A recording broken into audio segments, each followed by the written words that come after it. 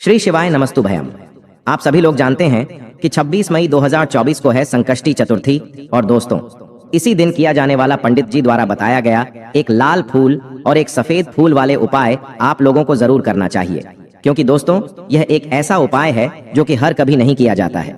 देखिए, यह दिन इतना खास होता है, इतना महत्वपूर्ण होता है। देखा गया है कभी कभी बड़े बड़े पूजा पाठ अनुष्ठान से जो मनोकामना पूर्ण नहीं होती है, वह संकष्टी चतुर्थी के दिन एक छोटे से उपाय करने से ही आपकी मनोकामना पूर्ण हो जाती है। और बहुत सारे लोगों ने इस उपाय को किया भी है और उनको इस उपाय को करने का फल भी जरूर मिला है। अगर आप लोग भी इस उपाय को इस चतुर्थी के दिन करना चाहते हैं तो आप इस उपाय को पहले अच्छे से समझ लेना, सुन लेना, उसके बाद करना। आपको इस उपाय का फल जरूर मिलेगा। दोस्तों, हम आपको यहाँ पर बता दें कि यह जो एक लाल फूल और एक सफेद फूल वाले उपाय है, यह उपाय पंडित जी ने अपनी अभी की सीहोर की कथा में ही बताया है। और इस उपाय को करने से आपके घर में चाहे किसी भी प्रकार की दुख और समस्या क्यों ना चल रही हो, आपको उसका कारण भी नहीं पता है कि भाई यह समस्या किस कारण से चल रही है। उसका कुछ भी कारण हो सकता है, जैसे पितृदोष हो सकता है, काल सर्प दोष हो सकता है, या किसी भी तरह का मंगल दोष भी हो सकता है। और भी बहुत तरह के दोष होते हैं, कुछ भी हो सकता है। पर आपको इस उपाय को करने के लिए अपने दोष को पता लगाने की भी जरूरत नहीं है। आपके घर में किस कारण से इतनी दुख और परेशानी आ रही है, वह भी आपको पता लगाने की जरूरत नहीं है। अब हम समझते हैं इस एक लाल फूल और एक सफेद फूल वाले उपाय को आपको करना कैसे है, किसको करना है, किस समय करना है और कैसे करना है। उपाय आसान है, बस समझने वाली बात है, इसलिए ध्यान से समझिए। उसके बाद ही आप लोग जो है इस उपाय को जरूर कीजिएगा। सबसे पहली चीज हम लोग ये समझते हैं कि इस एक लाल फूल और एक सफेद फूल वाले उपाय को इस आने वाले संकष्टी चतुर्थी के दिन किसको करना है। तो देखिए, इस उपाय को घर के सभी सदस्यों को करने की बिल्कुल भी जरूरत नहीं है।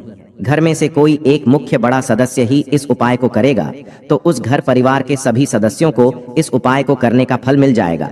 पर वो बड़ा सदस्य कौन होगा, कौन व्यक्ति इस उपाय को करेगा, तो यहाँ पर देखिए हम आपको बता दें, घर की जो बड़ी माताएं बहनें होंगी, घर की बड़ी माताओं बहनों में से कोई भी एक माता बहन इस वाले उपाय को कर सकती है अपने पूरे घर परिवार के लिए। अगर किसी कारणवश माताएं बहनें घर में उपस्थित ना हो या वह इस उपाय को ना कर रही हो, कुछ दिक्कत हो, तो भाई उस जगह पर फिर घर का कोई बड़ा व्यक्ति भी इस उपाय को कर सकता है। माताओं बहनों के कहने का मतलब यह था कि माताएं बहनें घर की लक्ष्मी होती है। जब घर की लक्ष्मी कोई उपाय करती है तो निश्चित ही भगवान शिव जी बहुत जल्दी प्रसन्न होते हैं। तो आप लोग यह बात समझ गए होंगे।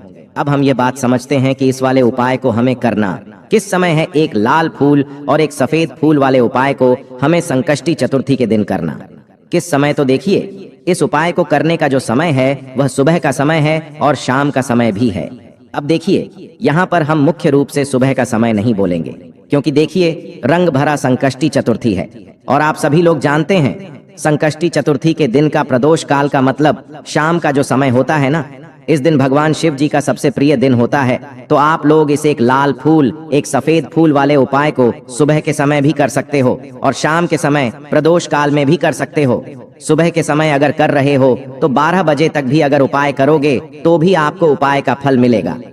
यह बात आपको समझ आ गई कि आप इस उपाय को सुबह और शाम दोनों समय कर सकते हो। मतलब करना आपको एक ही समय है, घर में से किसी एक ही बड़े व्यक्ति को करना है, पर एक ही बार इस उपाय को करना है, दोनों समय नहीं करना है। आपको जो समय अच्छा लगे आप उस समय पर इस वाले उपाय को कर सकते हैं। अब सबसे महत्वपूर्ण बात आती है कि इस उपाय को हमें करना किस लिए है। जैसा कि हमने अभी आपसे बोला कि इस उपाय को करने के बाद आपके जीवन में बहुत सारी खुशियां आएंगी, आपकी मनोकामनाएं पूर्ण होंगी, आपकी धन की समस्या दूर होगी, आपकी पैसों की समस्या दूर होगी। अब देखिए, अगर आप लोग सोच रहे हो कि भाई हमें घर बनाना है पर घर बनाने के लिए पैसा नहीं है, हमें गाड़ी लेना है पर गाड़ी लेने के लिए पैसा नहीं है, हमें जमीन लेना है पर जमीन लेने के लिए पैसों की कमी पड़ रही है, अगर ऐसी ही दिक्कत परेशानी या किसी भी तरह की धन से जुड़ी हुई समस्या या पैसों से जुड़ी हुई समस्या, इसीलिए अगर आपके घर में बहुत ज्यादा मतलब दिक्कत समस्या परेशानी चल रही है, धन से जुड़ी हुई पैसों से जुड़ी हुई धन की बहुत ज्यादा कमी आ रही है, पैसों की बिल्कुल आवक नहीं हो रही है, तो भाई आप लोगों को इस वाले उपाय को जरूर करना चाहिए। अब इस उपाय में करना क्या है वह सबसे पहले हम लोग जान लेते हैं। देखिए, उपाय की सामग्री हम लोग सबसे पहले जानते हैं कि इस उपाय में किस किस चीज की आवश्यकता पड़ेगी। तो देखिए, उपाय का नाम तो चलो समझते हैं। यहाँ पे आपके सामने दिख रहे होंगे भगवान गणेश दिख रहे हैं। तो गणेश चतुर्थी का दिन है तो भगवान गणेश का उपाय करना है। आपको क्या करना होगा, आपको एक आटे का दीपक अपने घर पे बनाना है। ठीक है, जैसे यहाँ पे दिख रहा है ना, इसी तरीके से आटे का दीपक बनाओगे। और जैसे इसमें गोल बत्ती पड़ी हुई है, इसी तरीके से आपको भी इसमें गोल बत्ती डालनी है। लेकिन इसमें जैसे तेल पड़ा हुआ है, तो आपको इस दीपक में घी डालना है। क्या डालोगे? घी डालोगे। दीपक तैयार हुआ। आपका तैयार होने के बाद में आपको क्या करना है, जो आपके घर का मेन गेट होगा, जो लोहे वाला गेट होता है ना, उस लोहे वाले गेट में जब हम अंदर एंट्री लेते हैं, तो अंदर एंट्री लेते टाइम पे हमारा राइट साइड, इसी राइट साइड में आपने पास में जो घी का दिया है गोल बत्ती वाला, उसको आपको जलाना होगा। मयूर ध्वज का नाम लेकर के, कौन से भगवान का नाम लेके, मयूर ध्वज का नाम लेकर के जला देना। और आप अपने घर से कुछ अनाज के दाने ले आना, जैसे चावल हो गया, गेहूं हो गया, बाजरा हो गया, मक्का हो, कुछ भी आपके पास में है। देखो, संकष्टी गणेश चतुर्थी पे अनाज के दानों का बहुत बड़ा महत्व माना गया है, इसीलिए मैं हर उपाय में अनाज के दन्य का इस्तेमाल आपको जरूर बताता हूँ। ठीक है, जो दीपक जल रहा है, परिवार का नाम और गोत्र बोल करके एक चुटकी अनाज का दाना डाल दीजिएगा और मयूर ध्वज के नाम से उस दीपक को जला देना। यकीन मानिए, आपके घर में माँ लक्ष्मी का वास होगा, कभी भी धन संपदा को लेके कोई कमी नहीं होगी। और जिस कारण से आपके घर में परेशानियां घूम रही हैं ना, वो सारी परेशानियां आपके घर से बाहर कब चली जाएंगी और कहां चली जाएंगी, आपको खुद भी पता नहीं चलेगा। तो आप सभी लोग इस उपाय को जरूर करेंगे। तो आज के दिन करने वाले हम लोग अपने दूसरे उपाय की बात करते हैं, जो कि आपको करना होगा 3 समी के पत्ते से, इससे ज्यादा नहीं लेना। मात्र 3 समी के पत्ते से कहोगे, भैया इस उपाय को करने से हमें फायदा क्या होगा? अगर मान लेते हैं आपके परिवार का कोई इंसान बहुत परेशान रहता है, चाहे आपके पति हो, चाहे आपकी वाइफ हो, चाहे आपके बच्चे हो, माँ बाप हो, सास ससुर हो, कोई इंसान बहुत परेशान है। वो परेशानी चाहे धन को लेके है, चाहे संपदा को लेके है, चाहे व्यापार को लेके है, नौकरी को लेके है, या मनोकामना को लेके है, तो आप इस उपाय को करेंगे। 3 समी के पत्ते लेंगे, 1 तांबे का लोटा लेना जिसमें जल भरेंगे। इस जल के अंदर आप कोशिश करेंगे कि थोड़ा सा गंगा जल भी डाल लें, 1 से 2 बूंद गंगा जल डाल देना और लेकर के पहुंच जाएंगे महादेव के शिवलिंग के पास। मैं जो बताने जा रहा हूं, मेरी बात बहुत ध्यान से सुनिए। आपके पास में शमी के 3 पत्ते हैं, उन 3 पत्तों को 3 जगहों पे आपको समर्पित करना है, अलग अलग जगह पे होने चाहिए। जो पहला समी का पत्ता होगा वो आपको समर्पित करना है, जो ये आपको जलाधारी दिखती है, जहां से जल नीचे गिरने ही वाला है, उस स्थान पे पहला हो गया। दूसरा समी का पत्ता समर्पित करना होगा आपको भोले शंकर के शिवलिंग के ठीक ऊपर 2 समय पत्र हो गए। अब जो तीसरा समय का पत्ता है वो बताने जा रहा हूँ, तो मेरी बात ध्यान से सुनेंगे। देखो, आपको पता है ये होती है माता का हस्त कमल, जिसको हम लोग कटी भाग बोलते हैं। और यह स्थान होता है किसका? माता अशोक सुंदरी का, यहीं से स्टार्ट होता है। इसके बीच में आपको दिख रहा होगा एक खाली जगह दिख रही है, जो तीसरा समी का पत्ता है। आपको उस तीसरे समय के पत्ते को इसी खाली जगह पे रखना होगा। चंद्रमौली महादेव के नाम से रख देना। जो इंसान आपके घर में परेशान घूम रहा है, उस इंसान का नाम और गोत्र बोल करके 1 लोटा जल महादेव के शिवलिंग के ऊपर श्री शिवाय नमस्तुभयम का ध्यान करके समर्पित करेंगे। जल चढ़ाओगे, बहता हुआ जल इन सभी समी पत्र से होता हुआ नीचे गिरेगा। आप इसको किसी भी छोटी सी कटोरी में या फिर किसी भी प्लेट में, लोटे में रोक लेना और इस जल को लेकर जाएंगे, अपने पूरे घर में छिड़काव कर देना।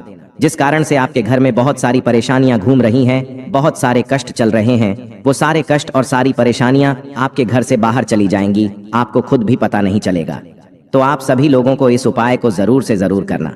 आगे बढ़ते हैं। इस वीडियो में हम लोग अपने दूसरे उपाय की, अब संकष्टी गणेश चतुर्थी का दिन है और दूरवा का उपाय ना बताऊं, ऐसा कैसे हो सकता है?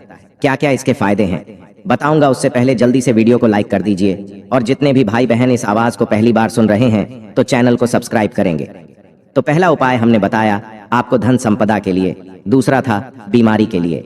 अब ये जो तीसरा उपाय आपको को बताने जा रहा हूँ, ये होगी तरक्की के लिए। कि अगर मान लेते हैं कि आपके घर में धन की नहीं तरक्की हो रही है, धन आते ही नहीं है, बिजनेस है, दुकान है, वो नहीं चलता, तो उसके लिए क्या करोगे? ठीक है, देखो आपको यहाँ पर दिख रहा होगा दूरवा दिख रही है ना, तो आपको लेनी होगी 5 दूरवा। जो हरी वाली दूरवा आती है वो दूरवा लेना। हरी दूरवा को लेकर के कहाँ पे जाओगे? किसी भी भगवान गणेश के मंदिर में, चाहे उनकी फोटो लगी हो, प्रतिमा स्थापित हो, या फिर जो भी हो, कोई भी मंदिर होगा छोटा बड़ा, वहां पे जाना।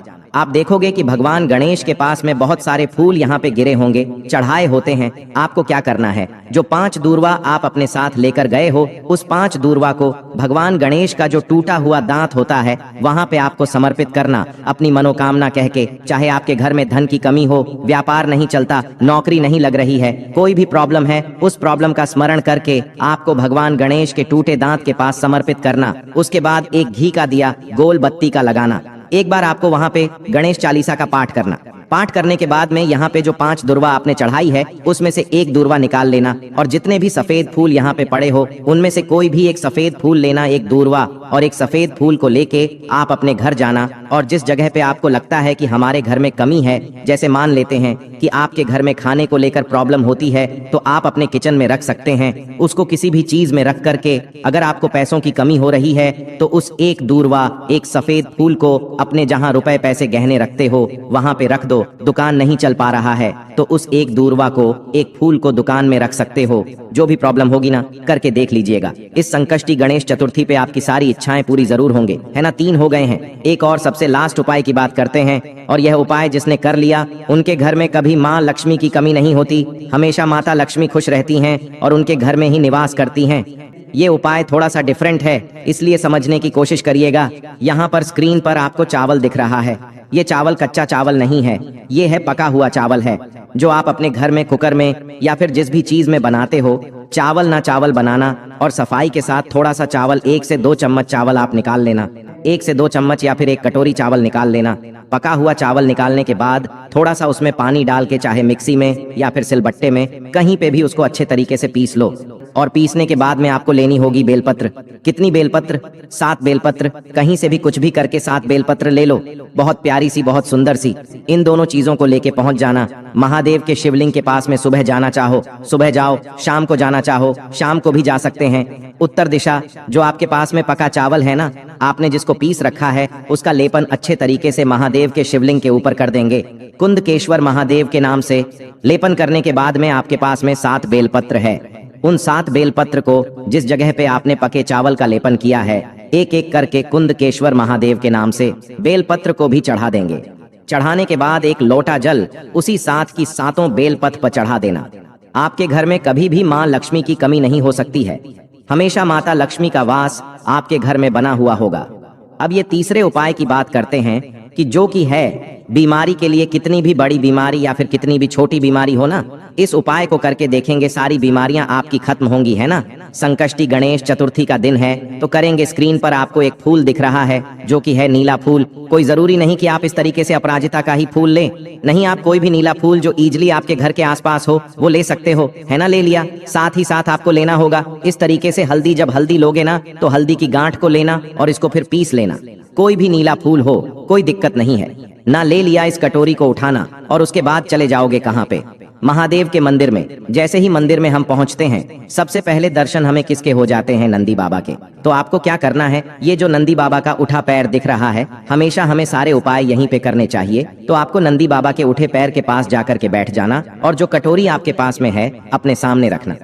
चाहे तो आप ए से अपने मन में ही 108 बार या फिर कोई माला लेकर के जाएं। रुद्राक्ष वाली उससे 108 बार श्री शिवाय नमस्तुभ्यम का जप करेंगे। वैसे तो नियम होता है कि महामृत्युंजय मंत्र बोलना चाहिए, बट मैं इसलिए नहीं आपको सलाह देता हूं क्योंकि आप गलती जरूर करोगे। अगर आप गलती नहीं करते हो तो आप महामृत्युंजय मंत्र 108 बार जप करेंगे। गलती आपसे हो जाती है तो 108 बार श्री शिवाय नमस्तुभ्यम बोलेंगे। इतना करने के बाद इस कटोरी को यहाँ से उठा लेना और इसके अंदर का जो हल्दी वाला जल है, वो हल्दी वाला जल नंदेश्वर महादेव के नाम से नंदी बाबा के उठे पैर पर चढ़ा देना। जो नीला फूल होगा वो उसी कटोरी में रहने देना है। उसके बाद उसको अलग से रखना। फिर महादेव के शिवलिंग के पास जाना। जो भी आपको पूजन पाठ आराधना जो कुछ भी चढ़ाना हो, बेलपथ, दूरा, घी, दूध, जो भी सब कुछ आप चढ़ा देना। चढ़ाने के बाद उस कटोरी में जो फूल है उसे लेकर के आप अपने घर जाना और जो भी व्यक्ति आपके घर में बीमार पड़ा हुआ है उस नीले फूल को उठाना। जब वो इंसान नहाने के लिए जाएगा तो उस नीले फूल को उठा करके बाल्टी में 7 बार घुमा देना और घुमाने के बाद उस नीले फूल को उठाना, किसी पेड़ के नीचे डाल देना। और जो भी व्यक्ति इस जल से स्नान कर लेगा उसकी कितनी भी पुरानी बीमारियां होंगी, चाहे छोटी बीमारी हो, दर्द वगैरह भी होता होगा ना, वो सारी बीमारियां आपकी खत्म हो जाएंगी। करके जरूर देखिए।